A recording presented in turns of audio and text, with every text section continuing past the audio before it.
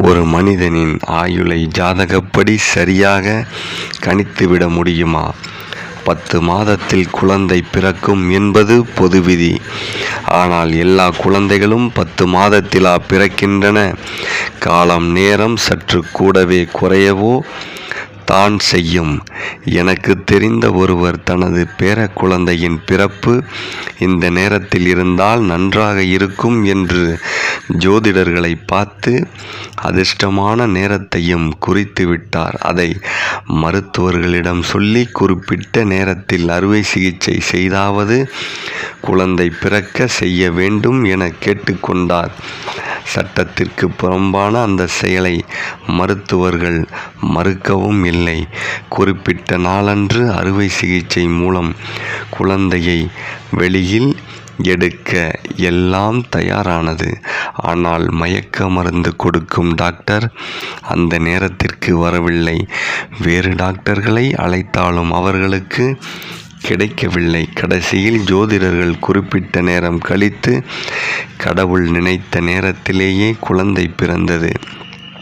ஆக பிறப்பு நேரம் கூட கடவுள் தீர்மானித்தபடிதான் நடக்கிறது என்னும்போது நாம் விரும்புகிறபடியோ அல்லது எதிர்பார்த்தபடியோ மரணம் நடக்கவா போகிறது? அதுவும் கடவுள் கையில் தான் இருக்கிறது. ஆனால் ஒரு மனிதனின் ஆயுட்காலம் எவ்வளவுதான் என ஜோதிட சாஸ்திரம் சொல்வது பொய்யானது அல்ல.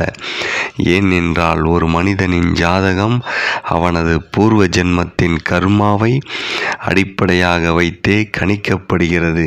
சென்ற ஜென்மா கர்மாவின்படி இத்தனை ஆண்டு காலம் இவன் வாழ்வான் என கூறுவது பல நேரங்களில் சரியாக இருக்கிறது, சில நேரங்களில் தவறிவிடுகிறது. அப்படி தவறுவதற்கான காரணத்தை ஜோதிடரின் தவறான கணிப்பு என சொல்லி சமாளித்து விடலாம். ஆனால் உண்மை அதுவல்ல.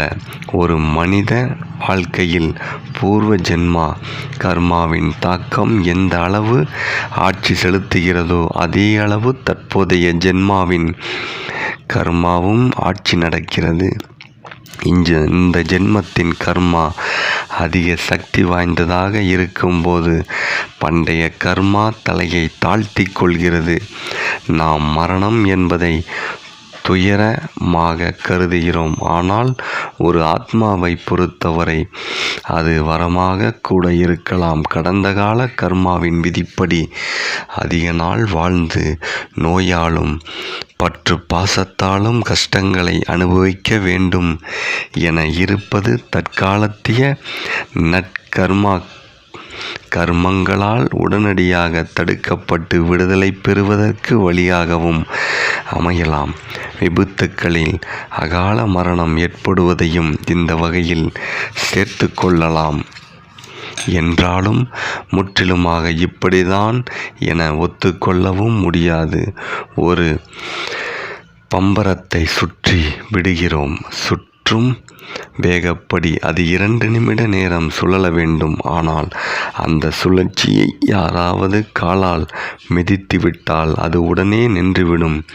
ஒருவரின் ஆயுள் பலமும் இப்படித்தான். எனவே ஜோதிட கணிப்புகள் எல்லாம் இவை இப்படி இருந்தால் இப்படி நிகழும் என கூறும் ஒரு கணக்குதான்.